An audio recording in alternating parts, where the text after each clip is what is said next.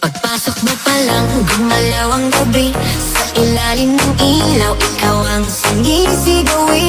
Bang mo'y diretsyo, walang alinlangan. Sa bawat Sa katauhan. Sa iyo, Diyos Ama, iniaalay namin ang pagpupuri, pasasalamat at tatatanging pagsamba sa lahat ng anong pagpupuri sa iyo. Bilang isang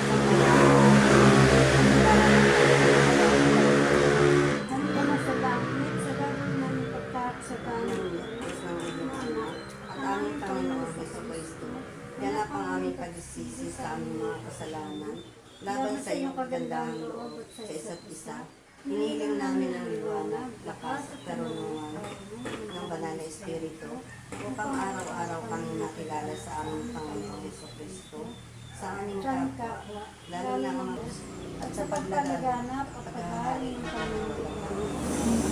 Kapag pagpagagabi at lamahal sa amin.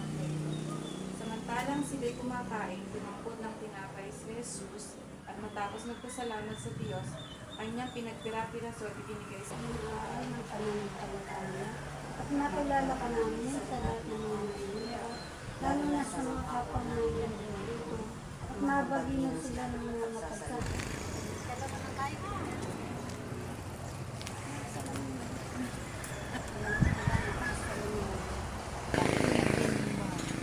Base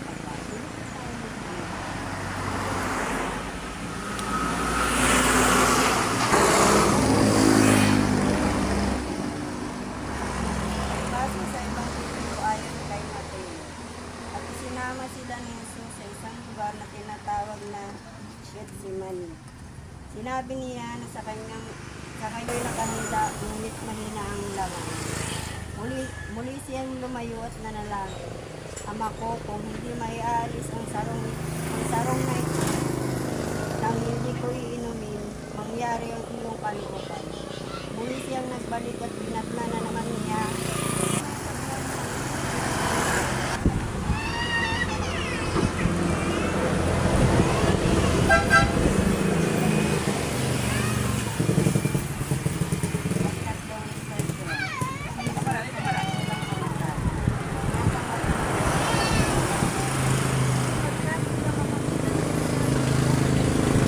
Pagkapasaan ni Jesus ng krus, sinasamba at pinupuri ka namin ng Panginoong Jesucristo. Pagkat sa pamamagitan ng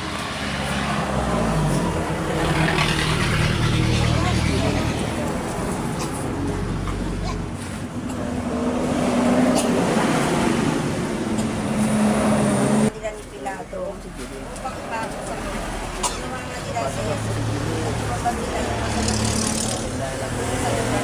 kaligtasan sa lahat ng oras.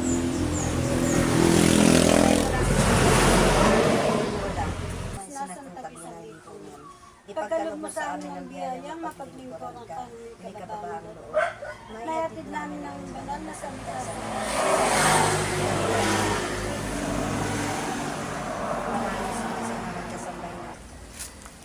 So nilakihan ng ukap nito, adi magandang hagdan. Oh, kaninong bahay naman ito?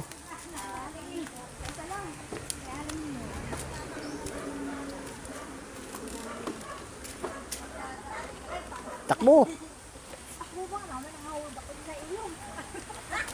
Iligo, liptong yan. Liptong pala yan. O yan, wabali na. Inuuga naman yan na linay. Inuuga ni Ana Linay.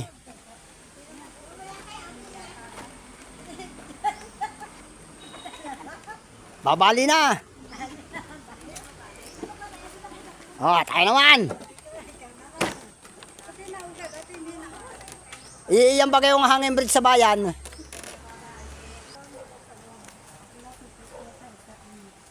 Sinis niya na ang hirap na tayo ang dapat magbata.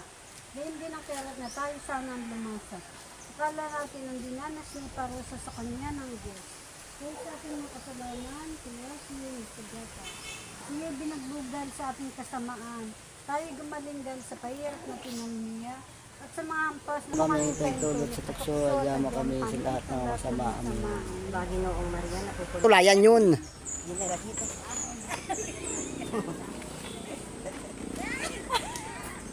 Ay, nakasat.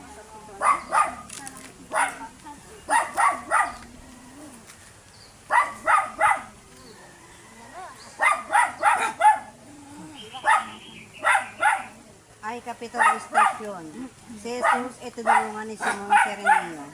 Sinasamba at pinupuri ka namin ng Panginoong Heso Kristo. Pagkat sa pamamagitan ni Malakros yung buto ng mundo, paglasa sa ibang biyayin kay San Mateo, paglabas ng mga nagsod ka nilang nakita sa tao, pagkasulad ni San Pablo Apostol, ikaw mismo ang makapamuhay sa amin kayo ng pagkatao.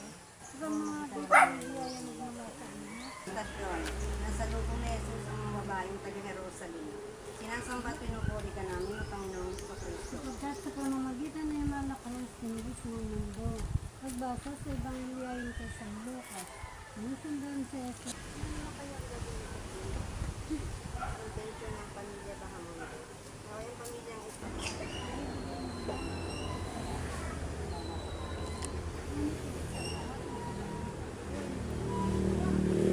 Maraming sumasalamat sa Panginoon. Naway tig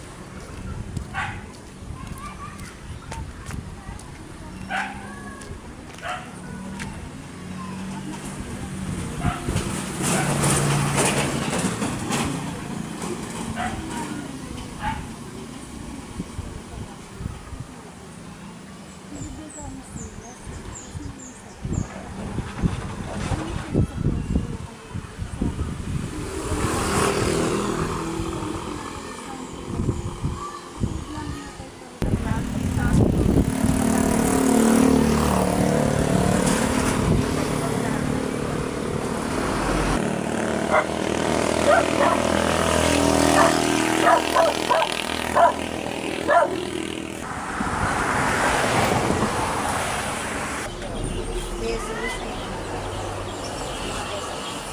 Sinasamba at pinupuri ka namin ng Panginoong Heso Kristo. Pagkat sa pamamagitan ni Malakros yung buto ng mundo, pagbasa sa ibang biyayin kay San Juan. Pagkatapos nito, alam ni Jesus na yung ganap na ang bilang katuparan ng kasulatan na sinabi niya. Nawaw ako, isang mangkakbo na pinanamasin na abas. Pinagdila rin siya ang at itinabit sa mga magsuko. At pinagdilan ngayon ang isang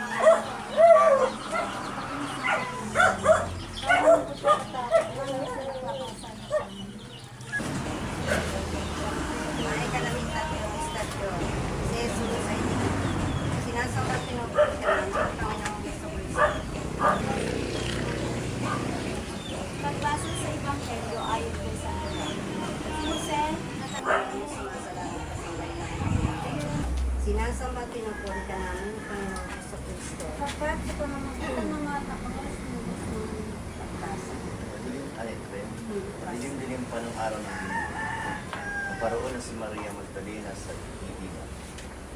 Nanat nga niyang nalis na ang batong panakip sa pintuan ng Libina. Dahil dito, patakbo siyang pumunta kay Simon Pedro at sa alagad na mahal ni Jesus at sinabi sa kanila, "Hinuma sa libingan ang Panginoon at hindi namin alam kung saan dinala." Kaya't si Pedro at ang nasabing alagad ay napunta sa libingan. Kapwa sila tumakbo, ngunit si Pedro ay naunahan ng kasamang alagad. Yumuko ito at sumilip sa loob. Nakita niya nakalagay ang mga kayong lino, ngunit hindi siya pumasok. Kasunod niya ay dumating si Simon Pedro at tuloy-tuloy itong pumasok sa libingan. Nakita niya ang mga kayong lino at ang panyong ibinalot sa ulo. Hindi ito kasama ng mga kayong lino, kundi hinihiwalay na nakapiklop sa ibang tabi. Pumasok din ang alagad na naunang dumating. Nakita niya ito at siya ay naniwala. Hindi pa nila naunawaan ang nasasaad sa kasulatan na kailangan muling mabuhay sa Jesus at umuwi ang mga alagad. Ang intensyon ng pamilya Clavier, naway matamo ng pamilyang itong kasaganaan sa bawat oras at pagpalain nawa sila ng Panginoon. Pagninilay mula sa isinulat ni Santos Amasyon namin sa langit, kami taos puso nagpapasalamat sa biyaya ng kanilang Panginoon na sumasaamin sa Panginoon sa Kristo na aming